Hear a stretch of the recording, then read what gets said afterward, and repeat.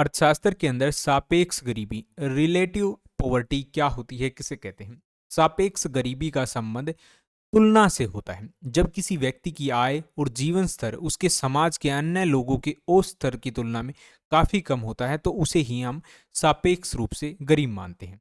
असल में इसका क्या मतलब होता है?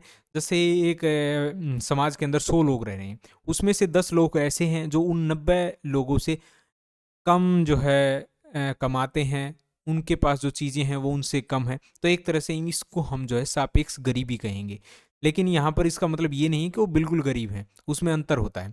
विकसित देशों में गरीबी का मापन इसी आधार पर किया जाता है, क्योंकि जहाँ लोग भूखे तो नहीं मर रहे, अब हम गरीब उसको मानते हैं कि जिसके पास खाने को रोटी ना हो, कपड़े ना हो। लेकिन क्या होता है, बहुत ज़्यादा अमीर देश है, वहाँ पर ये खास समस्या नहीं होती है, वहाँ पर लोगों के पास खाने के लिए भी होता है और रहने के लिए कुछ ना कुछ होता है।